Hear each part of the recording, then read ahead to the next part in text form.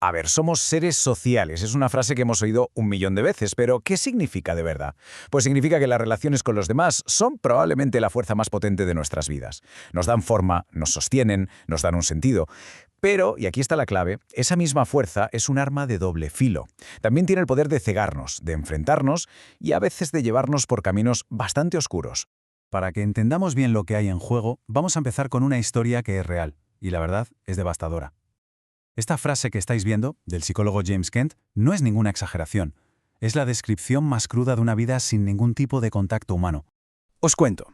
El caso de Ginny Wiley se descubrió en 1970 y es un ejemplo terrible de lo que pasa cuando a un ser humano se le niega la interacción. Su padre la tuvo atada a una silla casi toda su infancia.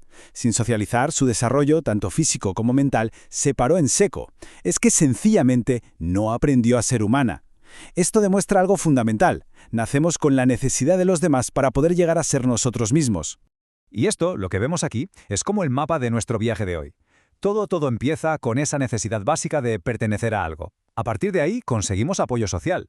Pero claro, dentro de esas relaciones, la cosa se complica.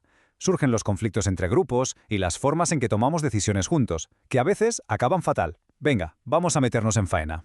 El viaje, como os decía, empieza aquí, con un impulso psicológico que es tan básico como tener hambre o tener sed, la necesidad de estar con otra gente. Y ojo, no es que nos guste, no, es que es una necesidad de fábrica, innata. En psicología a este impulso le llaman afiliación. Básicamente, nos juntamos con otros por tres motivos principales: para compararnos y entender mejor lo que pasa a nuestro alrededor, para bajar los niveles de ansiedad cuando estamos estresados y para conseguir información que nos ayude a movernos por el mundo. Mirad, para que esto se entienda bien, vamos con un experimento clásico de 1959. Se crearon dos grupos. Al primero se le generó muchísima ansiedad, diciéndoles que iban a recibir descargas eléctricas dolorosas. Al segundo, en cambio, se le generó poca ansiedad, con descargas muy suaves. La gran pregunta era, ¿iban a preferir esperar solas o en compañía? Y los resultados, bueno, hablan por sí solos.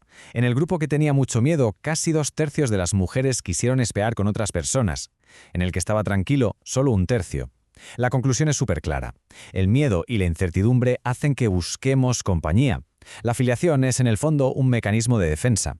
Vale, nos juntamos para reducir la ansiedad. Eso ya lo hemos visto. Pero, ¿qué sacamos exactamente de esas conexiones? Pues la respuesta es el apoyo social. Y no es una sola cosa, ¿eh? Se manifiesta de 4 maneras muy diferentes. Este apoyo social viene en varios sabores. Primero, el apoyo emocional, el cariño, la confianza, lo que nos hace sentir bien. Luego está el instrumental, que es más práctico. Imagina que alguien te ayuda con una mudanza. Eso es. El apoyo empático es el que valida lo que sentimos, nos hace sentir comprendidos. Y por último, el informativo, consejos, datos, que nos dan seguridad para tomar decisiones. Y para que esto no suene a un rollo teórico, pensemos en un ejemplo que lo aterriza de una forma increíble. Los payasos de hospital. Su trabajo es mucho más que hacer reír a la gente. Su función es, precisamente, ofrecer apoyo social en uno de los sitios más estresantes que te puedas imaginar. Le quitan hierro al asunto, bajan la ansiedad de los niños y de sus familias y crean una conexión emocional y empática justo cuando el miedo y la soledad son más fuertes. Son, literalmente, apoyo social en acción. Hasta ahora, todo parece maravilloso. El grupo nos protege, nos calma, nos ayuda. Pero aquí es donde la historia pega un giro. Esa misma fuerza que nos une, que crea apoyo, puede ser la semilla del conflicto con los que están fuera. Porque, seamos sinceros, la interacción humana no siempre es positiva. La misma dinámica que nos une puede alimentar la hostilidad y el enfrentamiento entre grupos distintos. Un ejemplo muy complejo y desde luego trágico es el conflicto entre Israel y Palestina. Lleva más de 70 años alimentándose de una mezcla potentísima de historia, política y religión. Desde el punto de vista psicológico, es el caso extremo de cómo una identidad de grupo y la idea de que los objetivos son incompatibles pueden llevar a un conflicto que parece no tener fin. La psicología social nos da varias pistas para entender por qué pasa esto. Una teoría es la del conflicto realista. La pelea empieza cuando hay que competir por recursos que son escasos.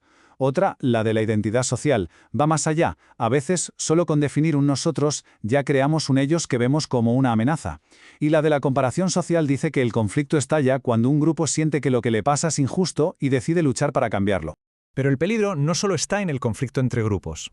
A veces, el mayor riesgo está en lo que pasa dentro de nuestro propio grupo. Y aquí aparece un concepto clave, el pensamiento de grupo, o groupthink. Esto pasa cuando las ganas de mantener la paz y estar todos de acuerdo en el grupo son tan fuertes que se cargan por completo el pensamiento crítico de cada persona. El grupo, como si fuera una sola entidad, empieza a tomar decisiones que ninguno de sus miembros tomaría por su cuenta. Y este fenómeno se alimenta de 3 impulsos muy peligrosos. El primero, la polarización. Las opiniones se vuelven cada vez más extremas a medida que se discuten en grupo. El segundo, la ilusión de invulnerabilidad. El grupo se cree intocable, que nada malo le puede pasar. Y el tercero, la creencia en una moralidad superior. Vamos, que el grupo se convence de que sus acciones están bien, hagan lo que hagan, porque ellos son los buenos. Si todo esto suene muy teórico, pensemos en una película, American History X. Es una representación casi perfecta de cómo funcionan estos procesos en un grupo extremista. Es como un caso de estudio de manual. En la peli vemos como el protagonista, Derek, se mete de lleno en un grupo de skinheads. Y su odio se hace cada vez más grande, se polariza. El grupo se siente invulnerable, moralmente superior. Pero lo más interesante es lo que pasa cuando lo sacan de ahí. En la cárcel, lejos de la influencia del grupo, todo su sistema de creencias se viene abajo. Una prueba clarísima del poder que tiene el grupo sobre el individuo. Y con esto volvemos al principio de todo. Las relaciones humanas son sin duda un arma de doble filo. Necesitamos a los demás para sobrevivir, para encontrar apoyo, para saber quiénes somos. Es vital. Pero esa misma necesidad nos hace vulnerables a la polarización, al conflicto, a pensar de forma irracional. La pregunta final entonces no es si vamos a pertenecer o no a grupos, porque eso es inevitable. La pregunta es, ¿cómo vamos a gestionar esa pertenencia?